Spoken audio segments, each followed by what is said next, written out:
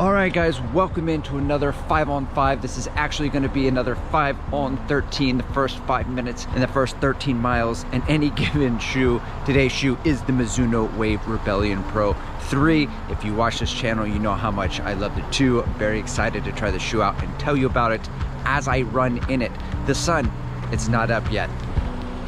Yes, the cinematic magic of my car. I'm gonna tell you about it as the sun comes up in about 45 minutes. All right, went 1 mile down, 1 mile back for the warm up, 2 miles in. First mile, 7:23. Second mile, 7:45, back up the hill. This shoe, first impression, more. It's more. There's so much more than the V2 if you've ever run in it underneath. And well, we'll just start running again and I'll tell you about it. So you do feel it. I feel it. You don't feel it. I feel it because I'm the one running in the shoe. I feel it more under the arches of my foot, a little bit more than the V2. The thing about the V2, the magic of that shoe is that I didn't feel like there is almost like a speed bump in the middle of the shoe, the way the shoe geometry is designed, but I didn't feel it that much, especially at higher paces. It just disappears. With this shoe, at least at easy paces, the V3, I do notice it in the midsole. Now, it's not a deal breaker. It's not irksome. I'm not like, oh, I can't run in the shoe. It feels so weird. And I think part of the reason why, where that drop off happens in the middle of the shoe, it feels more set back than the V2 by a hair. Similarly, like the Nike Alpha Fly, I feel like from the V1 to the V2, moved the pods back and I lost a little bit of the propulsion. The first impression of the Wave Rebellion Pro 3 is that it is a less aggressive Wave Rebellion Pro 2. It feels slightly heavier. It feels more bounding. I think this is like if the Wave Rebellion Pro 2 is a shoe that could go 5K to marathon, this is a shoe that is designed more for half marathon and marathon. This is the Alpha Fly to the Wave Rebellion Pro 2 being more of a vapor fly. Today's run, by the way, guys, is gonna be 100 minutes, 70 minutes easy, and then the last 30 minutes at LT1, something resembling marathon pace. So I will take the shoe at least through marathon pace, which makes sense because this shoe is designed for marathons. We just finished the run and we did 5.5 miles coming back at LT1. The first one was up the hill for a 6:44 a mile pace. The next 4 were 6:20, 6:25, 6:24, 6:30, and then the half mile was at a 6:20 pace. I have figured it out. What this shoe is, the Wave Rebellion Pro 3, is a Wave Rebellion Pro 2 Max. So who's it good for? Well, I would say bigger runners who are midfoot strikers will get all of the energy return out of this shoe. I feel like I can't get enough power down to activate all that foam like I could in the Wave Rebellion Pro 2. It is a very good shoe. It is just not a shoe that I'm going to be able to race in as a little man, a wee man, 5'6", 144 pounds. What I'd love to see, Mizuno, is a shoe. If this is the Wave Rebellion Pro 2 Max, I'd love to see a Wave Rebellion Pro 2 Min, right? Just a more minimal 5K, 10K racer, maybe like the Flash. If the Flash was designed like this, had that super foam and was lightweight, I would love to do that.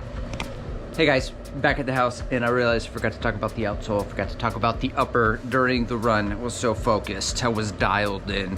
So look, the outsole here has the coverage all over the place, and it's the very sticky material that is on the Wave Rebellion Pro 2. It is necessary, I feel like, because the shoe is so high off of the ground, the cornering becomes potentially a problem, so the outsole has to be able to grab the ground and stick. For the upper, I don't really have much to say about uppers. I get along great with most all of them. With Mizuno shoes, I do have size up. Okay guys, future me here, sitting into a shot, because that's what I do on this channel, I sit in shots. I've had a night to sleep on it, and I wanted to expound on about 3 points.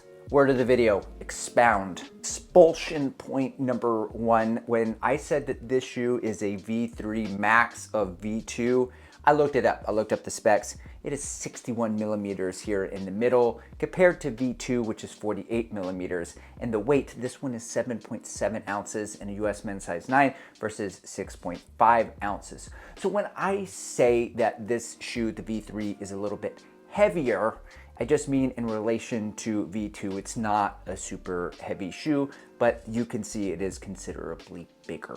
Okay, expulsion number 2. Did a little bit of research on the foam compound, the Inner Z XP. It is a new foam. It is bouncier. It is more bounding, just like I described.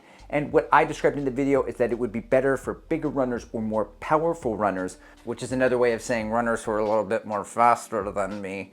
So then I looked it up and I saw an interesting fact. This shoe is made for 2.5-hour marathoners. They now make shoes specifically for 2.5-hour marathoners. Floberg, did you hear that? You should feel seen. Get this shoe. For me, I ain't running a marathon in 2.5 hours, and I feel like it's a little bit too much in the middle of it. Number 2 is perfect as Goldilocks. It collapsed just enough and kept me going at all distances. Okay, and for expulsion number 3, most importantly, guys, I don't know why I put it number 3. It is the most important. Why the ride changed for me the most is they moved the fake heel back, okay? And here's what I mean by fake heel. We're gonna get it. I'm gonna put my fingers on both the Wave Rebellion Pro 2 and the Wave Rebellion Pro 3. And where I'm going to put these fingers is where there is the most foam in the shoe. Because those unfamiliar with the Wave Rebellion Pro, there is what I call a concave heel in order to sidestep the World Athletic rules. And in the middle of the shoe, that's where there's the most foam. That's really where the heel would be. So these shoes are beneficial for midfoot strikers. They're designed for midfoot strikers. I'm a midfoot striker, so I love these shoes. But they moved the fake heel back from right here in the 2 to further back in the 3. And as a consequence, it changes the ride completely because I'm landing over here a little bit further down the hill. And so when I land, I do feel a push, an air of a push, but it's like way back. Momentum isn't enough. In the Wave Rebellion Pro 2, I'm landing just past that heel and feeling this aggressive push in this shoe much more than the V3. Lastly, on a positive note, I do want to say that I barreled down the hill 4.5 miles at marathon pace in this shoe. And I woke up today surprisingly with some fresh legs, or I shall say unsurprisingly, because there's 60+ millimeters of foam. All right, and so the big question that I have for this shoe for the 100-mile review is gonna be, how is all that foam in the middle holding up at 100 miles? This new XP foam, did it soften? Did it remain the same? Did it change at all? Did it change the ride? Or maybe I'll just run a sub 230. Oh God, I wanna feel better.